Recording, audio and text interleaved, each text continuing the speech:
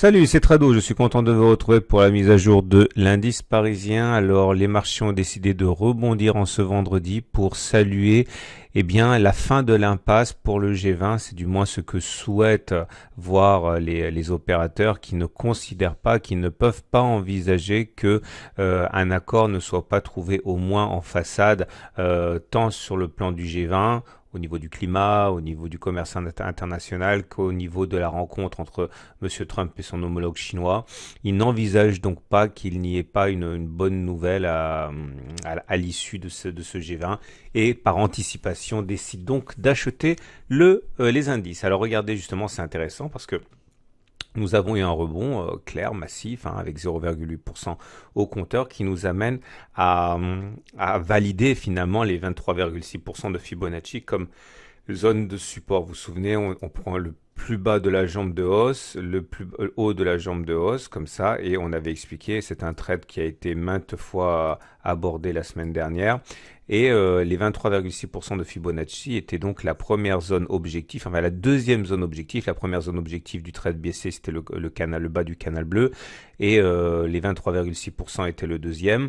Et à partir de là, effectivement, un retour sur les 0% de Fibonacci, clairement les plus hauts, semble tout à fait envisageable. Alors maintenant, c'est un petit peu décevant pour certains traders, notamment moi, qui espérait que l'on aille chercher le support journalier des 5438, 5450 pour envisager un achat spéculatif pour rejoindre la précédente résistance hebdomadaire. Malheureusement, on n'y est pas allé. Les 23,6% ont suffi à aiguiser les appétits haussiers. Alors, ceux qui ont décidé d'acheter là, voilà ce qu'ils ont fait. Bon, évidemment, je ne l'ai pas fait moi, mais ça m'empêche pas de voir ce qu'ils ont fait. Donc, clairement, ils ont acheté lorsque l'on a clôturé au-dessus des 23,6% de Fibonacci, en mettant un stop loss en dessous des précédents plus bas et en visant donc les 5580. Le ratio gain-risque est tout à fait acceptable puisque vous voyez que s'ils avaient fait ça, le gain potentiel était de 1,55%, la perte potentielle était de 0,6-7%. On avait un ratio gain-risque tout à fait intéressant et bon, ceux qui l'ont tenté ont bien eu raison.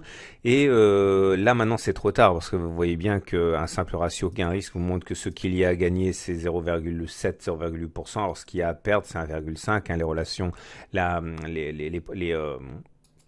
les données sont inversées, donc c'est pas intéressant pour passer à l'achat maintenant. Maintenant, vous devez savoir que si jamais les cours retracent un petit peu à nouveau lundi et nous ramènent dans une zone où le ratio gain-risque est intéressant, vous allez avoir sans doute des gens qui vont acheter. Surtout qu'on a en termes de chandelier japonais quelque chose d'encourageant qui s'appelle un avalement haussier. Vous voyez, bougie rouge suivie d'une bougie verte avec le corps vert qui avale le corps rouge. Ça s'appelle un avalement haussier, c'est très bien. C'est également un signal haussier en tant que tel.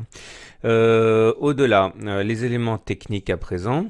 Ah oui, alors en imaginant maintenant que tout ça ne soit qu'un rêve et que la baisse va reprendre, on a des éléments qui sont tradables. Tout d'abord, la bougie de vendredi vient mourir sur le haut du canal bleu précédemment cassé. Donc clairement, ça pourrait être un simple pullback avant de repartir vers le bas. Ceux qui tradent ça, vont sans doute mettre un ordre baissier pour viser un retour sur la zone orange, la fameuse zone orange où les traders attendaient les cours. Ça nous donnerait un ratio gain-risque de 1,8%. En mettant un stop loss au-dessus des précédents sommets ici à 0,9, vous avez un ratio gain-risque 1 pour 2.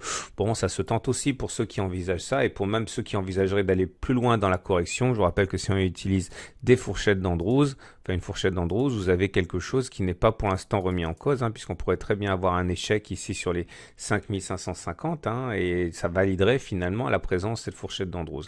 À suivre de près, mais je pense qu'il y a des trades intelligents à faire dans les deux sens. Moyenne mobile à 20 jours, elle est toujours ascendante, vous le savez, la tendance est haussière puisqu'on est au-dessus d'une M20 qui monte, ça on l'a dit, ça n'a pas changé depuis des semaines. La moyenne mobile à 7 jours, c'est intéressant de voir qu'elle était devenue résistance, puisqu'elle était devenue rouge ici, et après 2 séances de tergiversation, les cours ont réussi à la reconquérir. C'est un signal de force important, ça. Et les bandes de Bollinger sont en train de se mettre en situation de parallèle haussière. Vous voyez, Bollinger supérieur qui monte, Bollinger inférieur qui monte aussi. C'est haussier tout ça. Donc méfiez-vous si vous êtes baissier, vous risquez de vous retrouver contre la tendance. On regarde les autres indicateurs techniques. Alors, c'est bien ce qui se passe pour le haussier parce que les indicateurs techniques rapides sont en train de finir leur cycle baissier. Vous voyez, le MACD 0 redresse sa course, le stochastique également, le CCI également. Bon, on n'a pas de signal haussier à proprement parler pour l'instant, mais en tout cas, ça semble neutraliser le cycle baissier. Et ça va, si on a une tendance haussière qui se met au niveau des cycles rapides, ça se passera à un moment où les autres indicateurs, les indicateurs lents sont toujours haussiers, Macedo au-dessus de son signal, momentum au-dessus de 0, RSI au-dessus de 50. Ça serait pas mal pour les haussiers, hein. Donc, pour l'instant, comment dire, l'alignement des planètes est en faveur des haussiers avec un test à nouveau probable, hein, de la résistance des 5580, 5602 Ishimoku. On le sait, hein, la tendance elle est neutre, hein, puisque le nuage il est à plat comme ça, il twist, il a retwisté, donc nuage à plat. Nous avons bien rebondi sur la Tenkan il y a 2 séances, hein. Les traders Ishimoku ont tradé ça en mettant un stop loss en dessous de cette bougie de rebond sur la Tenkan. Pas grand chose à dire tant qu'on reste entre 5600 et 5100, hein, zone de trading range, hein.